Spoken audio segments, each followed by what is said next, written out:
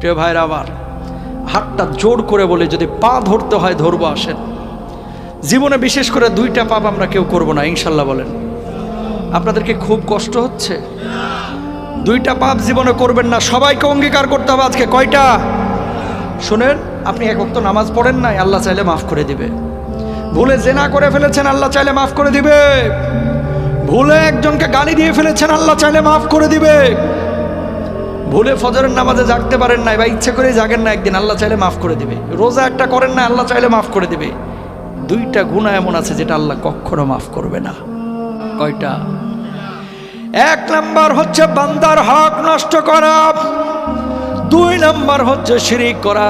প্রিয় ভাইরা আমার, কলিজার টুকরা আমার, খবরদার ভাইয়ের সম্পদ হয়ে ভাইয়ের সম্পদ নষ্ট করেন না, ভাই হয়ে ভাইয়ের সম্পদ নষ্ট করেন না, ভাই হয়ে বোনের সম্পদ মেরে দিয়েন না, আরেকজনের হক নষ্ট করে আরেকজনের জমি দখল করেন না। আল্লাহর কসম করে বলে কিয়ামতের ময়দানে আপনি মাপ পাবেন না।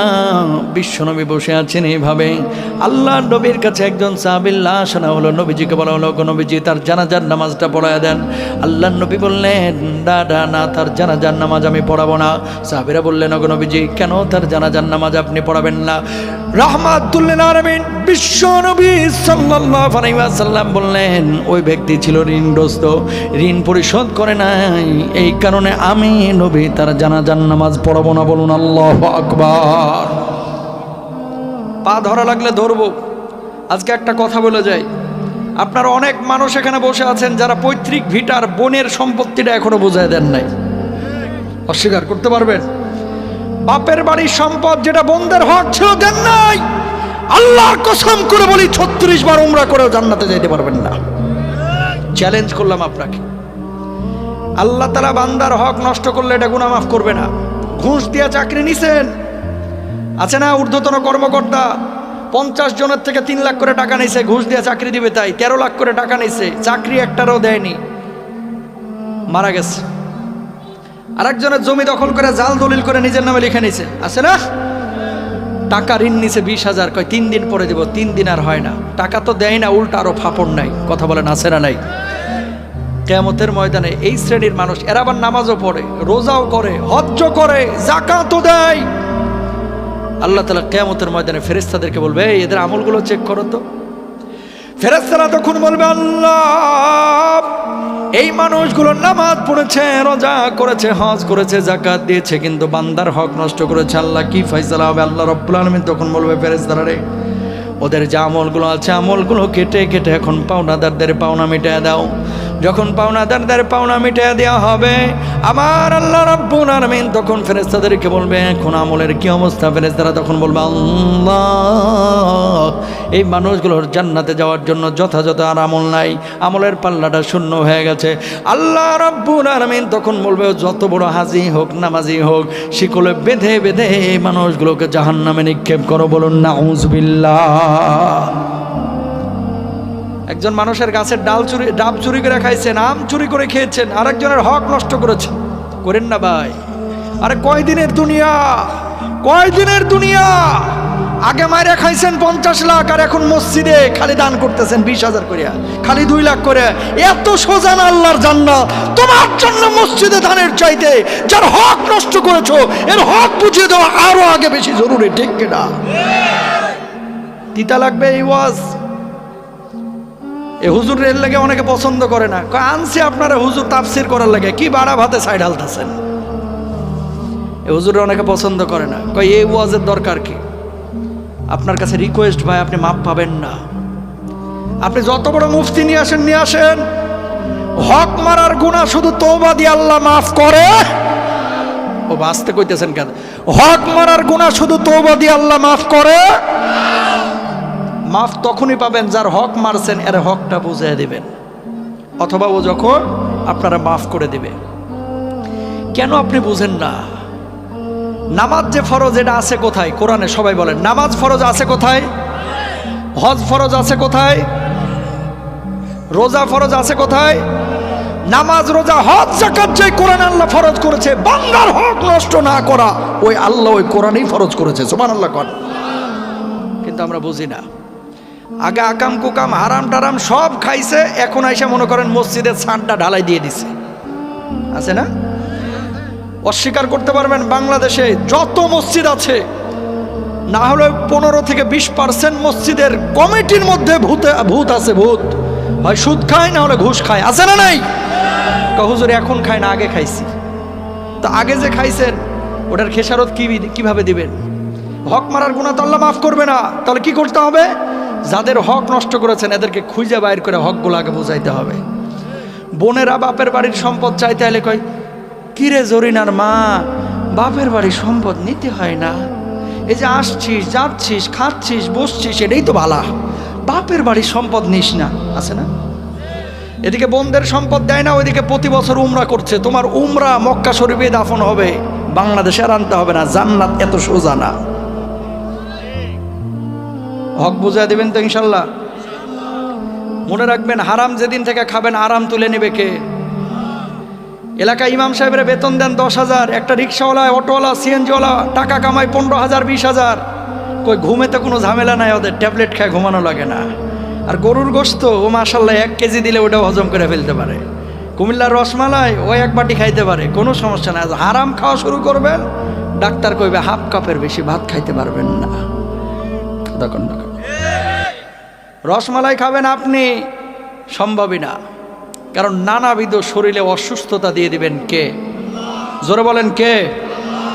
মানুষের অশান্তি হয় কেন জানেন? 5টা কারণে। কয়টা বলেন? কয়টা? জোরে বলেন কয়টা? এবং মুহাদ্দিসিনরা বলছেন এই 5 কারণে দেশের মধ্যে সমাজের মধ্যে দুর্ভিক্ষ আসে। আল্লাহু আকবার কর। সংক্ষেপে বলে দিই। 1 নম্বর, আল্লাহর নবী বিশ্বনবী সাল্লাল্লাহু আলাইহি ওয়াসাল্লাম বলছেন, লাম তাদহারিল ফাহিশাতু ফি কওমি কদ্দুন হাত্তা ইয়ালিনু বিহা ইল্লা ফাশা ফাহিমুত তাউন। কোন সমাজের মধ্যে যখন অশ্লীলতা বেড়ে যাবে, জেনা ব্যভিচার বেড়ে যাবে, ওই সমাজের মধ্যে নিত্য নতুন রোগ ঢোকায় দেবে। এমন রোগ আল্লাহ রাব্বুল আলামিন দিবেন যে রোগগুলো সম্পর্কে কোনো মানুষ কখনোই জানতো না। করোনা, কথা কন না কেন? এমন রোগ আল্লাহ রাব্বুল আলামিন দুনিয়ার বুকে দিয়ে দিবেন, আপনি মাজার ব্যথায় ঘুমাইতে পারতেছেন না, ডাক্তার রোগ ধরতে পারে না। বুকের ব্যথায় ঘুমাইতে পারেন না, ডাক্তার রোগ ধরতে পারবে না। অদৃশ্য নিত্য নতুন রোগকে আল্লাহ রাব্বুল আলামিন আপনার আমার উপরে চাপায়া দিবেন যখন অশ্লীলতা বেড়ে যাবে। বলুন নাউযুবিল্লাহ। 2 নাম্বার, আল্লাহর নবী বলছেন, ওয়ালাম ইয়ানকুসুল মিকয়ালা ওয়াল মিজানা ইল্লা উখিযু বিসসিনিনা ওয়া শিদ্দাতিল মাউনাতি ওয়া জাওরি সুলতানি আলাইহিম। কেউ যখন মাপে কম দিবে, ওজনে কম দিয়ে হারাম উপার্জন করবে, মানুষকে যখন ঠকাবে, আল্লাহ রাব্বুল আলামিন ওই সমাজের উপরে দুর্ভিক্ষ দিবেন, ওই সমাজ থেকে শান্তি তুলে নেবেন। আর আল্লাহ রাব্বুল আলামিন ওই হারামখোরদের আরামকেও তুলে নেবেন। বলুন নাউযুবিল্লাহ। কয় নাম্বার গেল? 3 নাম্বার। ও কুমিল্লায় তো কেউ ওজনে কম টম দেয় না, আছে না ভাই? সব জায়গায় আছে ভালো মন্দ, ঠিক আছে। কিছু বিক্রেতা ক্রেতা আছে, যখন কিনে তখন পয় পয় করে হিসাব করে নেয়, আর যখন বেচে তখন কি করে? খালি 100 গ্রাম 150 গ্রাম মাইরা দেয়, আছে না নাই? 2 নাম্বার। 3 নাম্বার, ওয়ালাম ইয়ামনাউ যাকাতা আমওয়ালিহিম ইল্লা মুনিআল কাতরা মিনাস সামা। এদিকে তাকান, যখন যাকাত দেওয়া অস্বীকার করবেন, আকাশের বৃষ্টি বন্ধ করে দিবে কে? খেয়াল করছেন কিনা দেখেন, এই যে আপনার বর্ষাকালে বাংলাদেশে এখন কিন্তু পর্যাপ্ত বৃষ্টি নাই। শীতকালে বৃষ্টি হচ্ছে, গরমকালে গরম বেশি, শীতকালে শীত বেশি, মানে আবহাওয়ার কোনো সিস্টেমই নাই এখন। সৌদি আরবে বৃষ্টি হইতো না, এখন প্রচণ্ড বৃষ্টি হচ্ছে, শুনছেন না? আজকের নিউজ, আজকে ওমানে আইস পড়তেছে, আইস। নবীজির একটা হাদিস শুনেন, কিয়ামত তো আসলে বেশি দূরে না। লা তাকুমুস সাআহ হাত্তা তাউদা আরদুল আরবি মুরুজা ওয়া আনহারা। ততক্ষণ পর্যন্ত কিয়ামত হবে না যতক্ষণ পর্যন্ত গোটা আরব উপদ্বীপ সবুজ শ্যামল না হবে। এই আরব উপদ্বীপে, সৌদি আরবে, কাতারে, বাহরাইনে, দুবাইয়ে, ওমানে নহর তৈরি না হবে, ততক্ষণ পর্যন্ত কিয়ামত হবে না। বর্তমান সময়ে সৌদি আরবে আপনারা নিউজগুলো দেখেছেন, সৌদি আরব কিন্তু সবুজ শ্যামল হয়ে যাচ্ছে, ঠিক কিনা? ওমানে বৃষ্টি হচ্ছে, 6 দিন 7 দিন ওইদিকে বৃষ্টি হয়, বাংলাদেশে বৃষ্টি নাই। সরিষার ফুলে গোটা সৌদি আরব ছেয়ে গেছে, আলহামদুলিল্লাহ বলেন। আমি বলছি না যে কিয়ামত 2030 সাল বা 34 সালে হয়ে যাবে, কিন্তু কিয়ামতের আলামতগুলো একটা একটা করে প্রকাশ করে দিচ্ছেন আমার আল্লাহ সুবহানাহু ওয়া তাআলা। তো দেখেন, জাকাত দেওয়া যখন বন্ধ করবেন, আকাশের বৃষ্টি বন্ধ করে দিবেন কে? আল্লাহ। আকাশের বৃষ্টি যখন বন্ধ হয়ে যাবে তখন কিন্তু ফসলাদি আপনি কিন্তু সেচ কাজ করে পর্যাপ্ত উৎপাদন করতে পারবেন না। তখন সয়াবিনের দাম এমনি বেড়ে যাবে, চিনির দাম এমনি বেড়ে যাবে, চালের দাম এমনি বেড়ে যাবে। সুতরাং আকাশের বৃষ্টি যদি বাড়াইতে চান দুই কাজ করতে হবে। কয় কাজ? আরো জোরে, কয় কাজ? 1 নাম্বার বেশি বেশি যাকাত দিতে হবে, 2 নাম্বার বেশি বেশি ইস্তেগফার করতে হবে। সুবহানাল্লাহ কোন? আমার কথা না, কোরআনের কথা। আলহামদুলিল্লাহ কোন? তো যেখান থেকে কথা আসছিল যে দুর্ভিক্ষ, 3 নাম্বার গেল। 4 নাম্বার আল্লাহ রাসূল সাল্লাল্লাহু আলাইহি ওয়াসাল্লাম বলছেন ওয়া লাম তাহকুম আইম্মাতুহুম বিকিতাবিল্লাহ। 5 নাম্বার আল্লাহ রাসূল বলছেন ওয়ালাম ইয়ানকুদু আহাদাল্লাহি ওয়া আহাদা রাসূলি। আল্লাহর কিতাব অনুযায়ী যদি কেউ বিচার টিচার না করে, বিচার কার্য পরিচালনা না করে, আল্লাহ রাব্বুল আলামিন ওই জাতির উপরে গজব দিবে, দুর্ভিক্ষ দিবে, অশান্তি তৈরি করে দিবে। নাউজুবিল্লাহ বলেন। এরপরে বললাম আল্লাহর সাথে ওয়াদা ভঙ্গ যারা করবে। ওয়াদা ভঙ্গর মানেটা কি? আলোচনা কোথায় আছে একটু মাথায় রাখেন কিন্তু। অজামিনযোগ্য অপরাধ বলেছিলাম 2টা। কয়টা? 1 নাম্বার বান্দার হক নষ্ট করা, সেখান থেকে এই পয়েন্টগুলো বলে দিচ্ছি। আল্লাহ রাসূল সাল্লাল্লাহু আলাইহি ওয়াসাল্লাম বলছেন ওয়ালাম ইয়ানকুদু আহদাল্লাহি ওয়া আহদা রাসূলি। আল্লাহ রাসূলের সাথে যারা ওয়াদা ভঙ্গ করবে, আল্লাহ রাব্বুল আলামিন তাদের উপর অশান্তি, দুর্ভিক্ষ, গজব দিবেন। নাউজুবিল্লাহ কোন? মানুষ ওয়াদা ভঙ্গ করে কেমনে? মানুষ, আমরা তো জানি, আপনাকে একটা উদাহরণ দিলেই বুঝতে পারবেন। সাহাবীরা পর্যন্ত অনেক সময় রাসূল আকরাম সাল্লাল্লাহু আলাইহি ওয়াসাল্লামের বিপক্ষে গিয়ে মুনাফিক হয়ে জাহান্নামে গেছে। নাউজুবিল্লাহ বলেন। এমনই একজন সাহাবী হচ্ছে সালাবা বিন হাতিব। এভাবে নবীজি বসে আছেন,